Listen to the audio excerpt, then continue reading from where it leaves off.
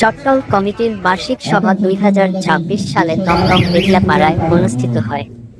11 জানুয়ারি 2025 রবিবার আঙ্গন আবিতকর মিনি চট্টগ্রামে সাংস্কৃতিক অনুষ্ঠান, পুরস্কার বিতরণ এবং মহিলাদের সাংস্কৃতিক প্রতিযোগিতা এবং 2 ঘন্টার সংবর্ধনার মধ্য দিয়ে চট্টল কমিটির অনুষ্ঠান শেষ হয়।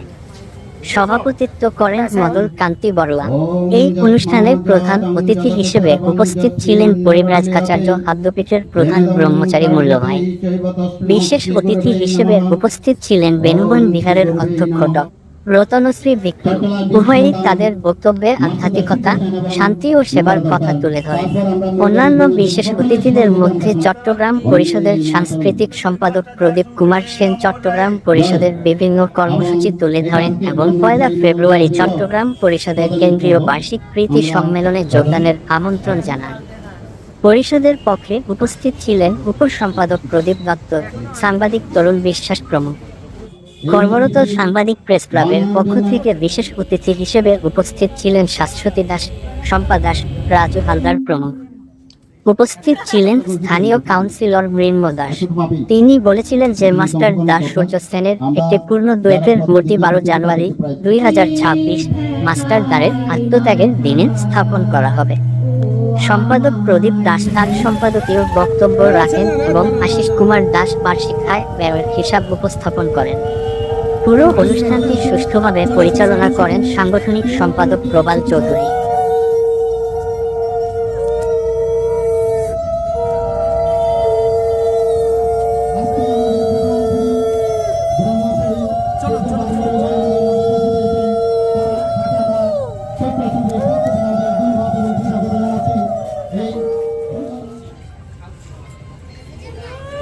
পক্ষ থেকে ধরে আসছেন আসুন সম্পাদক এবং সভাপতি আমরা দুজন আমাদের মোড়ল ভাইয়ের হাতে একটু একটু করে ডক্টর রতনশ্রী বিক্রমকে আমরা বৌদ্ধ দিয়ে তাকে আমরা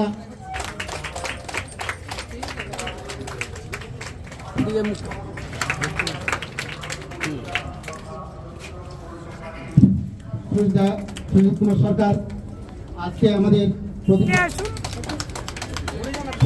ঠিক আছে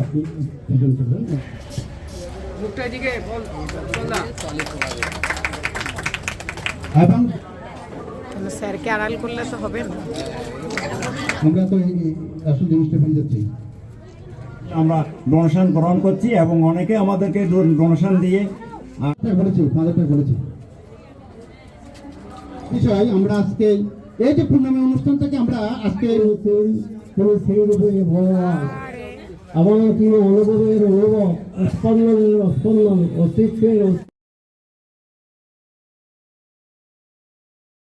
উজ্জীবিত করতে পারবো যে আমাদের বর্তমান সিদ্ধান্তের জন্য আমার সিদ্ধান্তটা তোমাদের দরকার। সর্বশেষ বর্ষা মাইতি বলতেন ভারতবর্ষ যেদিন আধ্যাত্মিকতা ভুলে যাবে সেদিন ভারতবর্ষ ভরে যাবে। তাই দেশের স্বাধীনতার মূল্যে মাস্টারদা সূর্যসেনের অবদান, ফাঁসির কাজকে উজ্জ্বলা কোনদিন আমরা বুঝতে পারবো না। জাতির ইতিহাস যেখানে বলে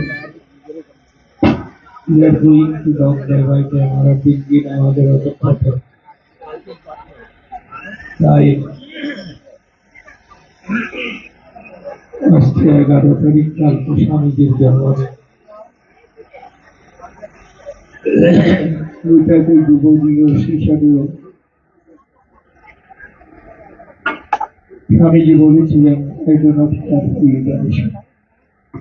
আমি মুক্তি চাই না, I would rather go to 100,000 hells doing good to others. This is my religion. পরের মঙ্গল করে যদি লক্ষ্য নরক হয় এই বিবেকানন্দজি প্রস্তুত, এটাই হলো তার ধর্ম। তাই আজকে Give up jealousy and friendship, learn to work unitedly This is the great need of our country. কত প্রাণ বলিদান দিয়েছি অশ্বজলে, ভক্তির মন্দির সোপান তলে। ওদের কথা বললে তো আমাদের পুরা সাংস্কৃতিক ভুল হয়ে যাবে। ওদের অবদান, ওদের ত্যাগ, বন্দে মাতরম বলে হাসি কাস্তে ঝোলা,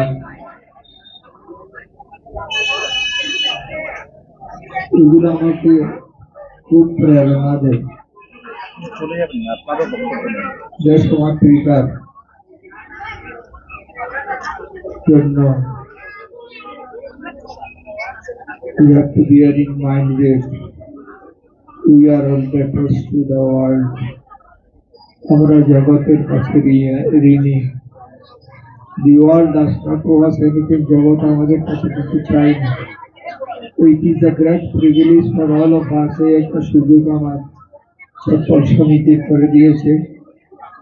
In helping the world, we really help ourselves. জগৎকে সাহায্য, নিজেকে সাহায্য করে।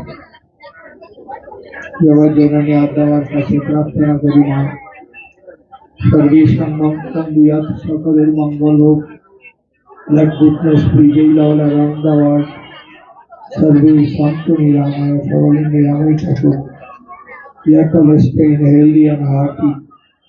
সর্বে ভদ্রাণি পশ্যন্তু, সকলে সুন্দর বস্তু দর্শন করুক। সারা বিশ্ব জুড়ে অশান্তির যে বাতাবরণ যে তৈরি হয়েছে, সেটা আপামর আমরা জনসাধারণ যারা আছি, উপরতলা থেকে নিচের তলা পর্যন্ত, কেউ এই অশান্তির দামামা আমরা পছন্দ করছি না।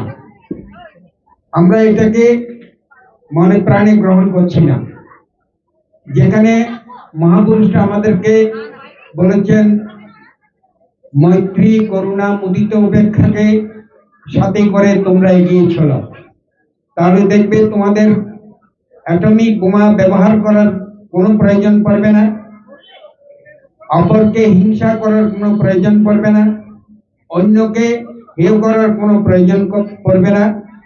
সেখানে সমস্ত জাতি তার নিজ নিজ ধর্ম প্রতিপালন করবে এবং একটা জায়গায় তারা সম্মিলিত হবে, যেটা উৎসবের নামান্তর। সেই হিসাবে আজকের দিনে যা ঘটনা সংঘটিত হচ্ছে, সেই ঘটনা খুব শীঘ্রই দূরীভূত হোক, এটা আমরা আশা করি। এবং বিশ্বের যারা নেতৃবৃন্দ আছে তাদেরকে এটা বোঝা উচিত যে আমাদেরকে বাঁচতে হবে, আমাদের বাঁচার জন্য সংগ্রাম করতে হবে, মরার জন্য নয়, মারার জন্য নয়। আমার কাছে যে তথ্য আছে, দেখা যাচ্ছে যে ভোটে আমাদের দেশের প্রধানমন্ত্রী নির্বাচিত হয়, যে দেশে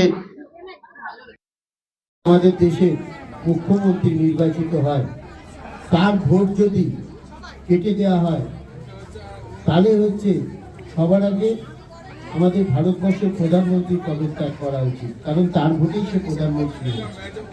এটাই আমার বক্তব্য। এবং আমি প্রচুর দেখেছি মানুষের অজ্ঞতার কারণে, বন্যার কারণে, সেই সময় অনেক বন্যা হলেও তাদের গুরুত্বপূর্ণ কাগজ সবার হারিয়ে গেছে। তাহলে কি তারা নাগরিক না? তারা হাহাকার করছে, দাদা আমরা কোনো কাগজপত্র পাচ্ছি না, জন্মের সার্টিফিকেট কি কেউ দেখাতে পারবে? এটাই হচ্ছে মুশকিল। মুশকিল হচ্ছে এই ভোটার অধিকারটা দিয়েছে আমি, আপনি দেননি, দিয়েছে নির্বাচন কমিশন, আবার আমাকেই প্রমাণ করতে হচ্ছে আমি নাগরিক কিনা। এটাই চরম দুর্ভাগ্যের কথা। আমরা একই তো দেশ ছিলাম, আমরা যারা এসছি অবশ্যই একটা নির্দিষ্ট দেশের সীমারেখা, নির্দিষ্ট দেশের আইন কানুন সবই মানা উচিত। কিন্তু এত কম সময় হঠকারী সিদ্ধান্ত নিয়ে 2 মাসের মধ্যে এসআইআর সম্ভব, এই তার জন্যই এত মৃত্যু। হোক না এসআইআর, 2 বছর ধরে এসআইআর হোক না। আমরা যদি আমাদের লোকসভা নির্বাচনের পর থেকে এসআইআর চালু করতাম, আমাদের তো 24 সালে লোকসভা নির্বাচন হয়ে গেছে, তারপর থেকে 2 বছর যদি আমরা এসআইআর করতাম, তাহলে মানুষের এত বিভ্রান্তি হতো না। এত বিএলওদের মরতে হতো না, এত মানুষকে আত্মহত্যা করতে হতো না। আমরা কোনো মানুষকে মৃত্যুর দিকে ঠেলে দিতে পারি না। আমরা চাই আমাদের ভারতবর্ষ সর্বধর্মের ভারতবর্ষ, সেখানে সবাই এক। আপনারা তো দেখছেন আজকে চলচ্চিত্র সমিতির এখানে যেমন মা শারদা আছে, যেমন হচ্ছে স্বামী বিবেকানন্দ আছে, তেমন হচ্ছে আমাদের মাস্টারদা আছে, যেমন হচ্ছে আমাদের স্বামীজি যে কথাগুলো বলে গেলেন, এর ওপর তো কোনো কথা হয় না। স্বামী বিবেকানন্দ হিন্দু ধর্মের প্রচার করে গেছেন সারা বিশ্ব জুড়ে। আমাদের মাস্টারদা সূর্যসেন বীরত্বের পরিচয় দিয়েছে, ইংরেজদের কাছে মৃত্যুবরণ করেছে আপসহীন সংগ্রাম করে। সুতরাং বাঙালি এখানে অস্তিত্ব রক্ষা আমাদের সর্বাপেক্ষা, সেখানে আমরা মনে করছি আমাদের অস্তিত্ব বিপন্ন করার চেষ্টা করা হচ্ছে।